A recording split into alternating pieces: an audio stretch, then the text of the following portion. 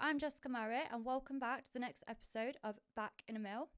I'm joined today by Sarah Shannon, who is the co-founder and director of UltraX. I have some really amazing questions to ask her today and I really hope that you enjoy the episode. Hi Sarah, thanks so much for coming today.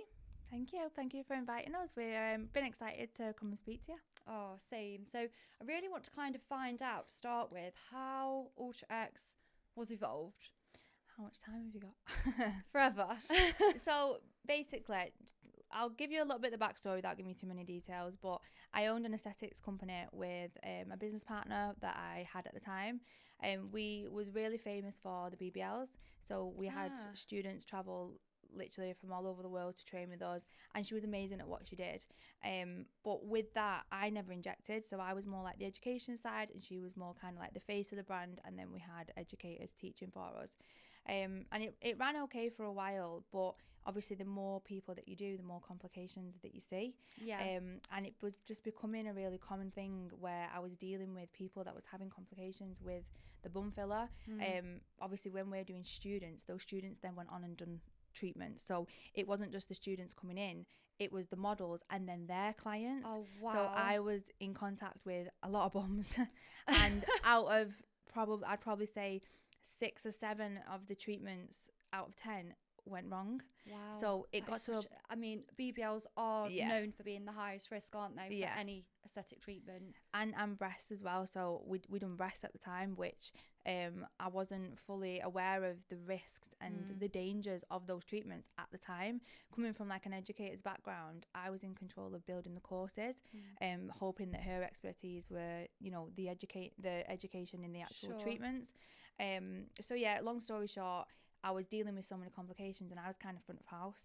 So it got to a point where ethically I was questioning what it is that we're actually doing here. And as an academy, I've been doing training for 12 years now, in PMU and aesthetics, laser and things like that.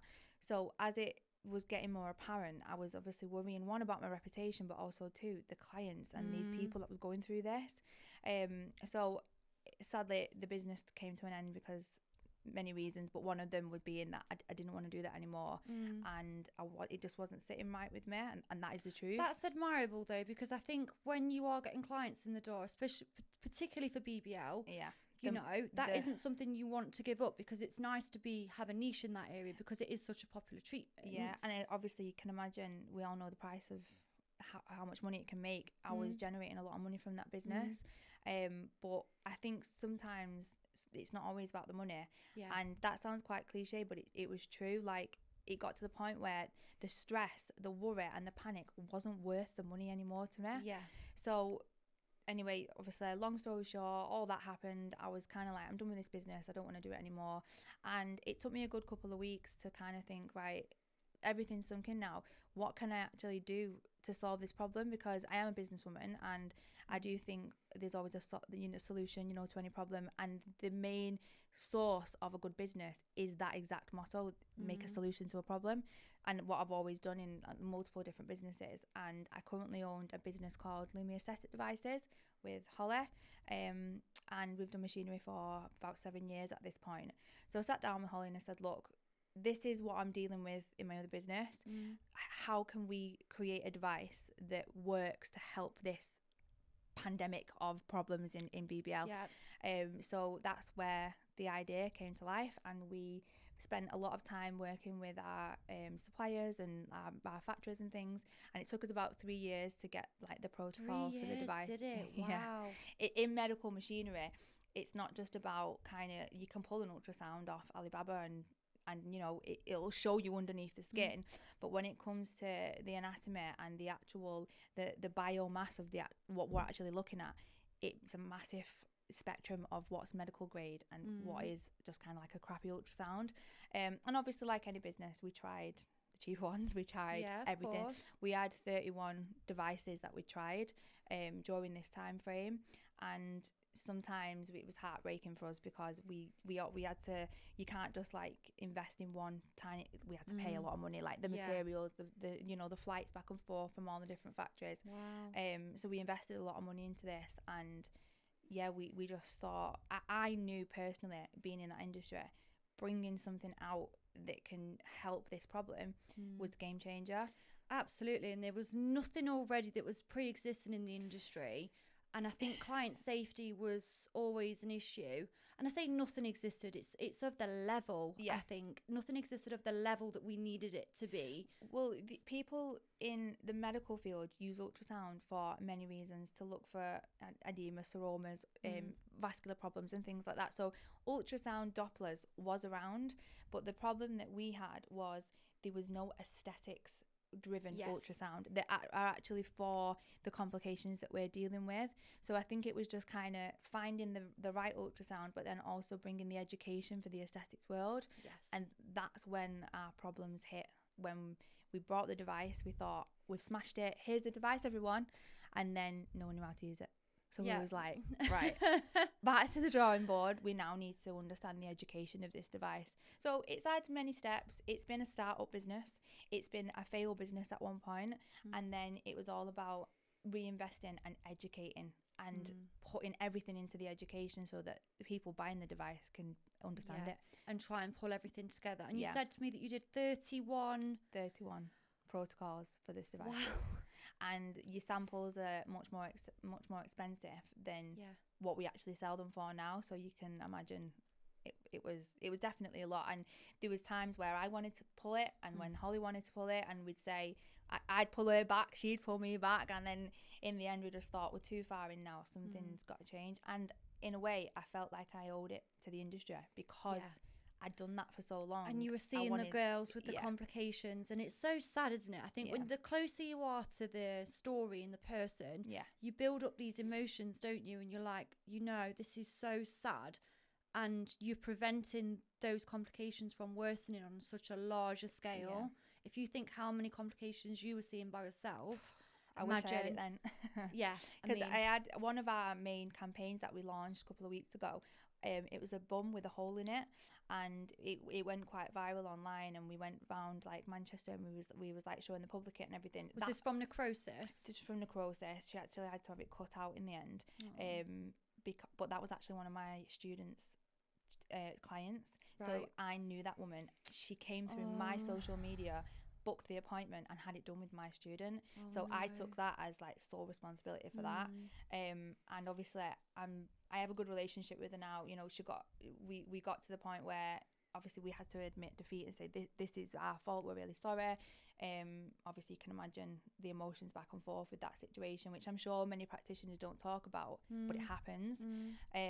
Anyway, obviously fast forward now, and I have a lovely relationship with her. She's done an interview with us. She allowed us to use her images because she can see the good that's kind of come from that problem. So it's almost kind of like, if it wasn't for those clients that had complications, then UltraX wouldn't be alive today. Yeah, and I suppose I think whenever something is brought to the industry that's so innovative, and it always tends to come from a personal story. And I always think that those types of devices and just those types of ideas in general, they're better because they're actually derived from something that means something. 100%. And I think it's amazing that you've been able to bring this to the market. And the success that we've seen with it now. I mean, so many ambassadors are on board. Like, do you want to tell me a little bit about that? Yeah, so again, like the layers to this business is like, I could tell you the air all day, but we've had so many stages where the protocols, then we got the right device, then it was the education side, and then we had the device, we had the education, and then it was almost kind of like, now what? We spent that much time building it. We forgot that we need to get this out into the industry. And because I wasn't doing aesthetics at the time, like the training of it, I was almost kind of like starting again. So we just knew we had to really kind of target our marketing to the industry, and we almost done a bit of like a social experiment with it. So we messaged all of like the big pages that we knew would have like great influence on the industry, and we didn't show them the device, and we kind of said, we've got something, we want you to be the face of it, and we want to give you one at a cheaper price. Trust us, it's going to be amazing. And we managed to sell 37 devices to the ambassadors, get them on board without even showing them the device. They'd never even seen it. But they signed up because we basically told them that this is what's next for you, and just trust us as a brand. So then when they were signed on, then it just kind of like skyrocketed because they are so big in the industry. We almost didn't need to push it for a while. They kind of, you know, set us off on that. And I suppose that was such a big help for you to say that all of these girls within aesthetics and big players, you know, that have been doing this a long time are recognising the importance of client safety and they're recognising the importance of how important it is to have these devices in your clinics because they're just easily accessible and portable. Yeah, exactly. And as well, like I think just slightly come closer to your microphone. It's all right. And as well, obviously they're not massively cheap. You can't buy one for £500, but in the grand scheme of things, of the money that these practitioners are making for the sake of safety, £5,000 really, when if you had to go to court, you would wish that you spent that money on the device. So it's not even like we're asking you to invest thousands into these machines. People will buy a laser machine for £100,000, but then a safety device, they kind of think, oh, I've been all right this far, maybe, you know, I'll just see how it goes until it becomes mandatory. But we know more than anybody the amount of practitioners and the amount of clients that contact UltraX with complications and say, please keep this confidential, can we use your ultrasound? And obviously as a business we do honour that, but in the same respect I see these people and I think, you're using our device and you trust in fate when you could afford a device and you could stand up and, you know, join it, but instead they just think and they're kind of taking away that responsibility of the seriousness of a device. So do you think then, Sarah, that these devices should be mandatory? Do you think that every clinic should have a device? As a business, I would love them to be mandatory, of course, from a business mindset, because obviously that would be great for us. It kind of gives us the opportunity to get them everywhere. But I do think it should be down to what type of treatments you're doing, what type of level training that you understand. Because if you don't understand the basics of anatomy, you're not going to understand ultrasound. If you're taking your career serious and you're doing treatments that are invasive and you're putting things in someone's body, then I think you should seriously think about being able to see where you're putting it. It's almost like we're injecting blind. So why you would inject blind if the option is to see is beyond it's crazy. Me. So I wouldn't like to say I think it's mandatory, but I would like to say have a discussion with yourself and think, would you prefer to inject and see rather than inject blind? Absolutely. And I think anyone that doesn't have a machine that would be able to get the machine and not know the anatomy, again, what are these people doing in the industry? Why are you injecting without Why are they injecting? And if the answer is, okay, I would like a machine, but I would have no idea of anything that I'm looking for, what kind of training have you had? You shouldn't be putting things in the body if you don't know where it's going. But this is again where regulation's going to come in, and maybe there's some work going forward with regulations that UltraX can maybe get involved with. Whether you've had those discussions or not, I'm not sure. So we speak to our local MP and a couple of councils now as well. So we're trying to kind of roll that out. We're doing like a bit of a test with them at the minute to put them in certain clinics and basically collect the because this has never been done before. So we haven't got the data yet. We've only been going for just over 2 years now. So for us to collect this data is really important. We need to see that it makes a difference in the safety to be able to prove that to our council and say, look, this is the data. People that have ultrasound are 100% less chance of getting an occlusion as the other side of it. So I think at the moment it's all about collecting that information and the facts to be able to have a good argument in that. Absolutely. And what would you say makes UltraX stand out? Because there are a few other devices that are similar. What would you say is the key point for UltraX that stands out against any of the device? If someone was looking to buy a device, why choose UltraX? I think it would definitely be the education. So some of there's devices that, like, I wouldn't even say are even competition towards the ones that off Alibaba and things like that, where it's not even medical grade.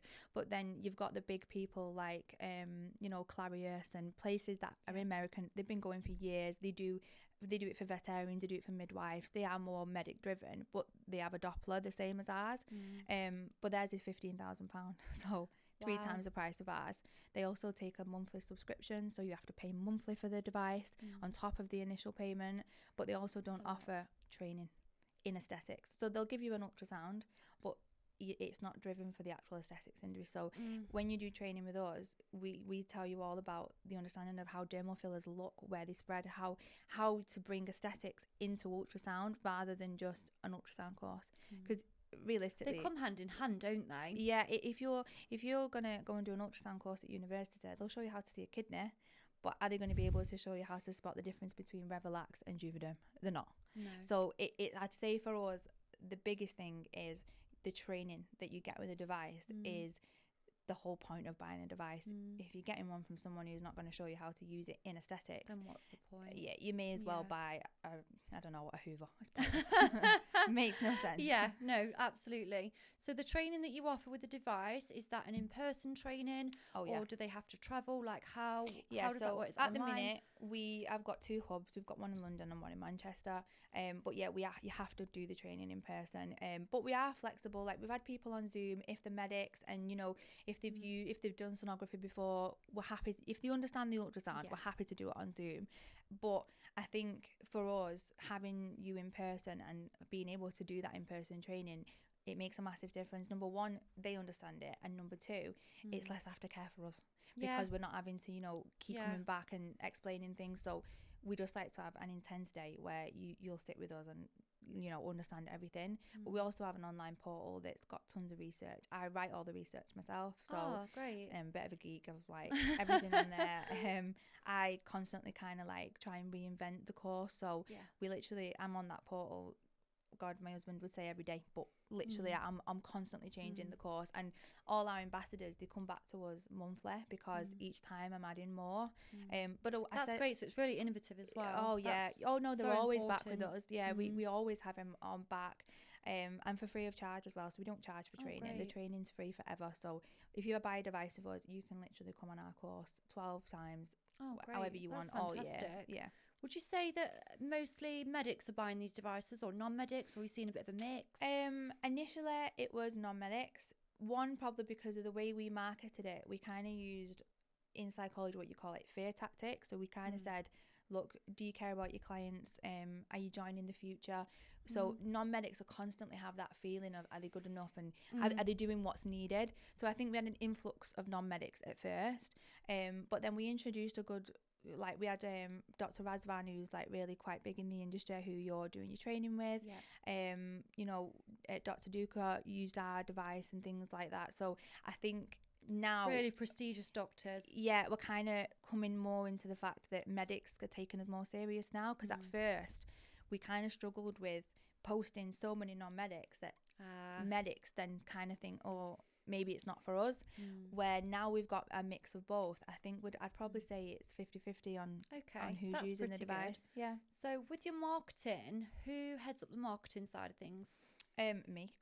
So, is there anything you don't do? Do you know what it is? I'm a massive control freak. But we have had marketing companies before, and I'll give them the vision and I'll say, look, this is what we want.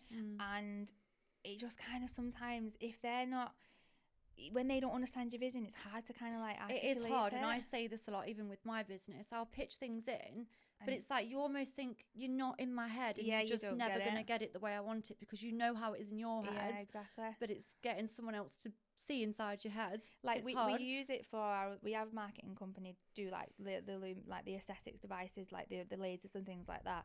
But for Ultra X, like Holly will know, that's why Holly lets me kind of go off on a tangent, because I'm so passionate about it. So I don't think anybody else would do it as justice as what I want to say. So we recently just had done a podcast with a woman called Krista. So she's one of our pictures where she was one of the worst cases of necrosis. A doctor in America blocked her artery, used something that couldn't be dissolved, and I reposted her picture. So she calls herself Disfigured Beauty online. We recently just done a podcast what we're releasing with her, and like I could get someone to do it with her, but for me, I wanted to speak to her. I just feel like when it's your brand and you're still at like this early stage of kind of launch, I think it's important to kind of do what you need to do, and at the minute I'm doing it all.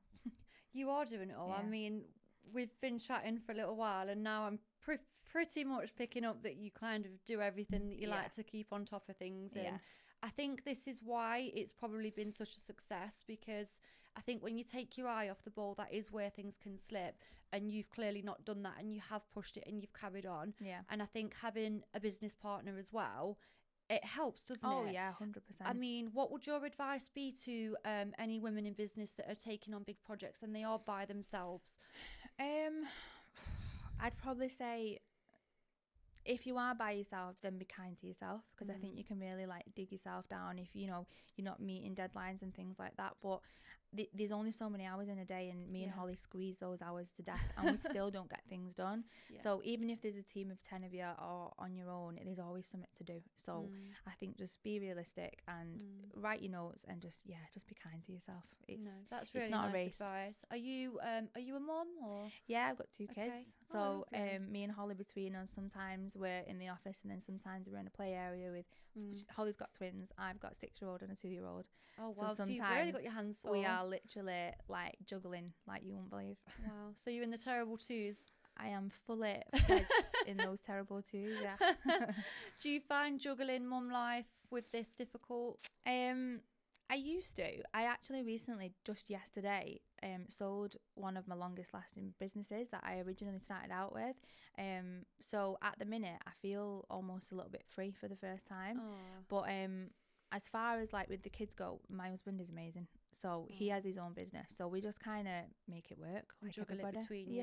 Yeah. And I suppose it's the lifestyle as well that you're able to bring to the children. Yeah. When you are successful in business and you're able to do nice things. And I think it makes it all worthwhile, doesn't it? Because at the end of the day, that's what we're all here for. We're all here and now that Ruby's a little bit older, like I literally said to it, this week's been because we were selling the business, and we've just literally got back off holiday. And I said to her, look, Ruby, this week I'm going to be busy, but I promise you next week we'll do something good. So now she's at that age, she understands like we can't go on holiday if you don't let mummy work. So I think it definitely helps when they get a little bit older. But when the babies, sometimes you think I'm going insane. Lose my mind. Do you suffer a little bit of mum guilt sometimes? Or I do, yeah. I think I've suffered with that from day one with having the kids, because at different stages of my career, sometimes I'm busier than other, and when I'm not busy, I'm then guilty that I'm not busy. So I think both sides of the coin. If I'm with the kids, I think, oh my god, shit, the business, I need to do this, I need to answer this email, so then I feel guilty that the business hasn't been worked on that day.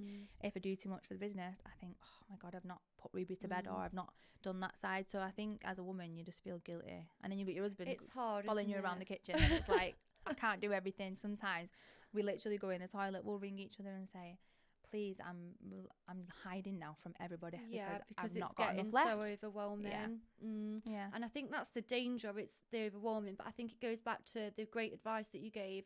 Just be kind to yourself. There are so many hours in a day, and at the end of the day, you have to be able to put your mindset first, because I think if we're overwhelmed in work and our mindset isn't where it should be, it's much not a nice place. No, and it's much more difficult to actually get things done productively. Nothing gets done right, because I think when you're feeling like that, and me and Holly both have been diagnosed with ADHD, when we're overstimulated and it's really like quite a lot going on, we actually end up doing nothing apart from complaining, stressed out, we do things wrong, we'll make bad decisions that then lead to the next problem, and we're saying, why did we just try and solve it stupidly? Now we've got a bigger problem on our hands, and that's like a roll-on effect. So now we really don't work on weekends. We are this weekend, but because we chose to, but 9 times out of 10 on a Friday, for the first time in a long time, me and Hot, we switch off, and we have Sundays, and we'll just recharge. It's really important. Otherwise you're just going to end up kind of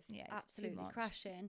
And I think that there are a lot more women in particular, you've just mentioned the diagnosis of the ADHD, that are kind of, because we've kind of come from 90s era, and it was never really recognised, but actually more women are being diagnosed with ADHD, especially in the, when you don't recognise what's wrong with you and why you feel the way you feel, it can make it 10 times worse. But I think there's been a lot more exposure on that lately, and I think for the fact that you have been diagnosed with ADHD and you are so successful, it's living proof that you can do it. I think sometimes it gets us through. Like literally this week, we knew for months that we needed a certain piece of document for months, and then when I say months, I'm talking 4 months. We needed it today. We'd done it yesterday. So for 4 months we sit in, we need to do Holly's that. laughing in the background. We do need to do that. We definitely need to do that. No, we'll do that. But because we've opened so many doors and this and this, but then when it comes to deadlines, because we have ADHD, we can sit up for 48 hours and get it done. Where normal people that don't have that illness they'll think that's not normal, and they'll do a little bit every day instead, where we like supercharged when it's pressure's on. When that pressure's on, we do our best. I have a story which I'm not going to tell you today, but one day I am going to release what happened to us 2 years ago, and people won't believe that with that pressure we managed to literally turn something around that people would have absolutely ended everything on. And I think it really is because we've got ADHD and we super focus when it matters, but then when things are calm we have chaos. Like, it's just, I don't know, I think we're back to front. It's but sometimes it works. They put it in wrong. I mean, they do say that us women are complicated, but then when are. you kind of introduce other factors, it becomes a little bit more, which I'm sure your husband would probably it's contribute funny. if he was here. They think so. My husband is Holly's husband's best friend, so they're best friends, and we're best friends. So they have a business together, and we do. So we literally, it's funny because we're like a foursome now. Whatever we do, like everyone knows everything that we're up to. But like the men literally think that we're crazy. Like, we didn't tell them that we was coming to London, and literally we was like the day before, right, we've got to do this. Oh, we're up at 3 a.m. and they're like, but why though? It's like, because we need to do this on the way. And then literally just rang him 5 minutes ago and said, oh, I'm doing a podcast at 1. And he's like, what? You were doing this and then you're just randomly doing a podcast. And it's like, this is just how we work. We just don't switch off. No, and I think it's all part of like what makes us entrepreneurial, what makes us successful. You have to, and I think people see successful people and think, I want that. But they really need to understand what goes into becoming successful, because it takes a special person to keep pushing, to keep going, not to give up. You know, with anything new, things take time. Absolutely. And I think sometimes I used to really like push like, oh, successful, everyone should want to be successful. And I think the older that I've got, the more I'm kind of thinking, do you know what? I understand why people don't want this and why they think, do you know what? I'm happy. It takes a certain, and people, and that's why the world goes round, because if we was all like us, they'd be too much, wouldn't they? So I do understand why people don't choose this life, but for me, I love it. I love being busy and I love a challenge, and I've always been that way. And I think that's what it is. You like to be busy, keeping yourself, push yourself forward. And I'm sure, Sarah, if you didn't do this tomorrow, you'd be sat rocking in a chair somewhere. I'm not a knitter. I won't sit at home and knit clothes, and I'm not. That's not for me. I like to be doing something, and it's not even like I like to. Obviously, everyone loves money, but for me, I like to know I've done it. Like, we have and Holly's the same. We have a problem where, like, if we say that we need to do this and we don't do it, it affects us so bad, and we need to kind of like tick that off. But I've always been like that as a kid. Like, my mum used to say, like, if I said I was going to do something, oh god. And like this week when I sold my business, everyone's like, it's not going to be done for the 8th. And my mum said to me on holiday, what's plan B? And I said, no, we don't have plan B. Like, I physically can't have a plan B, because I can't even let that enter in my brain. And my dad's laughing at me saying, oh, just leave it, like, it's not going to happen, like, she'll get over it.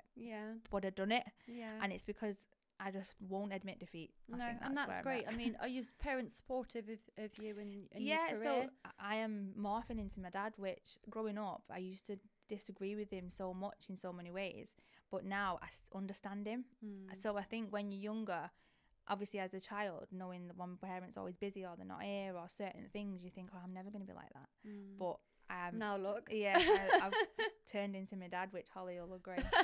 But if I want the bad parts of my dad help us get through sometimes, like the things that I've took on, like his personality, is the only reason why sometimes we even get through the day. So it's good that you recognise that as well, because I think recognising these aspects is important, because it helps us to kind of stay grounded and push forwards. I'm definitely, sometimes I look and I think, oh my god, am I doing the right thing? But then in business, some things go right, some things go wrong. You have to take a risk, and it just is the way it is. And without taking risks, there is nothing. You wouldn't. You'd never get anywhere, would you? So So just going back to the machines. Yeah. So with Ultra X, are you finding that they are more used kind of pre-consultation? Because I think a lot of people are going to be interested in this. Are they being used more pre-consultation to look at existing fillers, where they're placed, and depths to help practitioners to plan for treatments? Yeah. Or are you finding that they're more used in emergency situations? So at our hubs, it's emergency. So we have like a support phone, and that's 24/7. So we actually have a staff member that mans just that phone for emergencies. So if you was to ask me, we use it for complications more than anything. However, if you ask the practitioners, I'd probably say that theirs is more consultation and client reassurance and almost discovery of what's going on. So Dr. Kieran, for example, we was at his clinic the other week. He had a client who had tear trough filler 3 years ago, and she was constantly complaining that it was puffy and it wasn't looking nice, and she was kind of blamed. Oh no, sorry, she didn't have tear trough. She had 70 Hal. Oh. And skin booster. Oh, okay. So it's a completely different composition to a dermal filler. Exactly. Okay. So she said that under the eyes, since she had that, it was puffy, and she was kind of complaining. He was having a bit of a hard time, basically saying to her that 3 years on, it's not this, and it could be something else. So anyway, we used the ultrasound to have a look, and was able to discover that there's no 70 Hal there, because we can tell the difference of the composition under the ultrasound, and that I actually seen quite a lot of edema in that area, like chronic edema. So obviously being able to show a client to say, look, it's fluid, so you either need it extracting, or you need to have steroids, or maybe use red light therapy, and give her an alternative treatment, rather than just because she's not happy, his alternative was to put dissolver in there. Yeah, because that's what she was asking for. Yeah, of course. And I think when you've got a difficult client that's being persistent, and that client will convince themselves, this is under my eyes. I've been somewhere else, they said I need dissolver. So they kind of fill the head with what they think it is. So being able to go, look, this is what it is. Yeah. Eliminates so many problems. Yeah, and no matter how many times you tell somebody, we're 3 years on, edema can occur later on in life. Oh, she could have had thyroid problems. Change. Exactly. There's so many reasons why that inflammation can happen, especially in that area. But people, especially like if you've paid someone to have something done, I think they kind of want to go back to the source, and they kind of blame the product. But it could be any factors. But being able to show your client that it's not that is obviously a massive help to practitioners. And then he's able to then put that to bed and say, well, actually, we have the evidence now. And it is or it is not this, which in this case it wasn't. Well, yes, so we took all the scans, and he sent a letter to her GP saying, because the GP said, go back to the practitioner, I can't give you anything, I think it's filler, because obviously they don't do filler, so they like to blame them, and then they blame them, and it's back and forth. Of course. But being able to send the ultrasound scanning and show them that it's not that, the GP then had to investigate further, which then in actual respect, she actually could have a deeper problem that's causing that inflammation that would have gone missed by the GP because he's blaming filler. So as a practitioner, being able to eliminate things so that they can actually get the actual care that's needed, then makes a massive difference. And that on its own is just worth it, especially if you have a high clientele, because the more clients you see, obviously the more queries, complications can occur, and the more aftercare you need to provide. So I think these machines are absolutely fantastic, and I personally do think that everyone should have one, because I think that they do serve multiple purpose. And the fact that you do get such good educational training with it, support, ongoing support, you have hotlines. I mean, there's nothing that you guys literally haven't thought of. It's absolutely fantastic. Thank you. You're welcome. So could you share a success story with me of any particular client or anyone that you've had that's had a really good experience? Yeah, so in fact, I'll tell you this one. So Jackie, who is one of our ambassadors, she uses the ultrasound for all consultations. She actually offers call outs for students if they want to use it and things. So so she's really, really advanced with the ultrasound. And she's been to so many training sessions, and she's probably one of our best ambassadors, because she truly represents it in a way where it shows exactly what it is, and that is the education and the safety. So yeah, we absolutely love Jackie so much. So basically, she deals with quite a lot of post-operative care. So she has clients, that have been for liposuction and things like that. Is this Jackie Ryland? Yeah, I know exactly. Okay, yeah, perfect. So she she does other treatments at her clinic, so she comes across patients that have had surgery. So the other night she actually sent us a video where she said someone had a 360 lipo and he was complaining of swelling in his lower area of his stomach, and he was really uncomfortable and like feeling unwell. So she scanned him and she actually found that he had a hematoma, which was really quite big and superficial. So he spoke to his surgeon and she actually extracted the blood whilst using the ultrasound as a guided injection. So she was able to extract that hematoma live, you know, with his surgeon to save him the pressure, the pain, and obviously damaging, you know, the internal like cellular structure underneath. So so that was like really, really amazing for Jackie, and I am really proud of her because since she got that device, she's literally stuck to it and she's used it and she's educated herself, and now we obviously have that amazing case study to, you know, put in that is amazing in our portal. And that's so inspirational as well, like for anyone that's thinking and about, so brave as well, so brave of her to do that, and actually for that to be a success for that client. And I'm assuming that he's fine now. Yeah, he's absolutely fine, and obviously the surgeon was like saying thank you to her. And the situation for her was obviously she diagnosed it, but then with her, when you see an ultrasound, there's certain like levels to colour. So when you see black, it's a fluid, so we call it anechoic. So it could be fluid or it could be blood. So she had to trust her diagnosis while she was extracting, and it was a test for her, and she absolutely smashed it, and she really helped that man. Yeah, so I love that. It's a great story. Yeah. Thanks for sharing that with me. She's great, isn't she? She is amazing. I've never met her in person. I see her a lot on Instagram and I see a lot of the work, and her results are very impressive. Yeah. So Jackie, if you're watching this, we love you. She takes her career seriously, and her client base shows that, and she's absolutely smashing it. And the client trust that she now has from that, she'll have more clientele, repeat business. Again, it's just everything that's going to make your business thrive. And she is kind of showing the public what a practitioner should be. So now, like, quite a lot of her clients, great advocate for they'll tell their friends, look, don't go to a practitioner if they've not got an ultrasound, because Jackie does it this way, and we're safe with Jackie.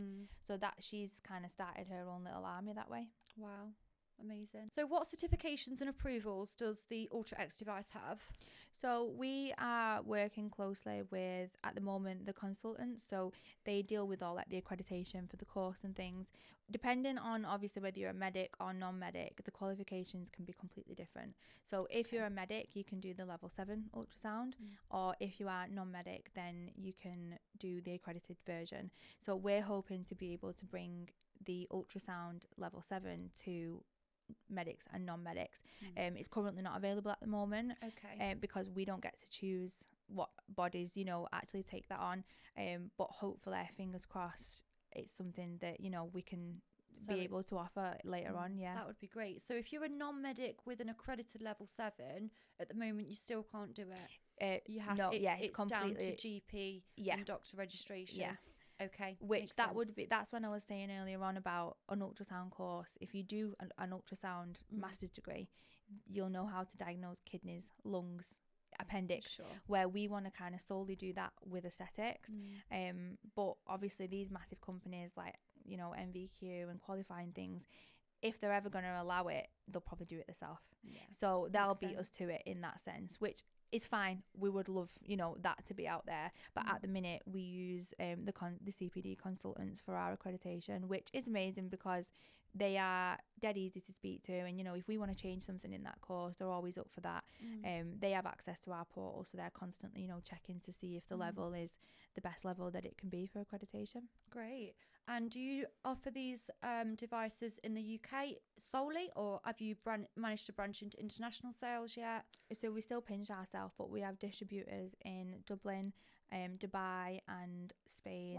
And and we're also working on Saudi and the USA as well. That's fantastic. So we've managed to. So we've got 3 distributors at the minute. That's a great achievement. Yeah, we had that on our vision board, and you know, when that comes to light, you just feel so like proud because you think that's something that we said for so long. So this year has been amazing for like and that growth. Made it happen. Obviously.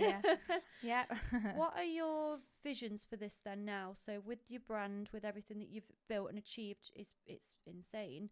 But where do you see this going from now? Like, what is your mission? What I would like it to be is that we have ambassadors that feel confident enough to train. So at the minute, a lot of the pressure of the training is down on myself and the few ambassadors that we have. So we would like to be able to offer training courses in the whole areas of the UK that people really are happy to go to, and not just come direct to source. From a business point of view, that is kind of like where we would want the business to grow. And obviously more distribution is always lovely. But inside the actual brand, I think our vision would just be to make it something that practitioners feel they need, and not just have to have, that they actually want to have. I think that would be like our internal goal. Yeah, and I think you're kind of more or less there with it, aren't you? Because you've done so much work already. So it should just be that final pushes just to say, you know. I think these days it's the marketing, getting it out is so hard. Like Instagram, they don't allow it anymore, do they? Like the algorithm and things, there's so much against you. We're trying to find alternative ways to push it out, and thinking like maybe we do like a bit of a, you know, a TV advert, or, you know, try something alternative. That would be great. Have you done any radio advertising? No, we haven't, you know, and it's something, I don't know how many people listen to the radio anymore. This is the thing, because I was going to have some radio advertising in the gym actually, but then you kind of go to the gym and everyone's got headphones on, and you look around and you think no one's listening. No one without headphones on, so what would be the point? But I suppose it's getting that niche market and thinking, okay, where are people going to see it that they aren't already? And I think Instagram is such a big platform, isn't it? Yeah, I see. We'd love to get TikTok better, but we're so bad at TikTok. I'm sure you're not. At TikTok. It's like, difficult though, isn't it? I just think that app, I don't understand it. I wish I did, and we probably need to get a specialist in. But I think from our business marketing goals are to target the public now. We're going to go to the consumer rather than the practitioners, because I think as a consumer, if they know what's best, then the practitioner's got to follow suit. Because if you come into a clinic and say, I want my lips doing, do you use ultrasound? And you go, no. And they go, oh, never mind. And then the second person says it. And the third person, at some point as a practitioner, you think, I need one of these now. And I think that's what we need to drive, isn't it? Yeah.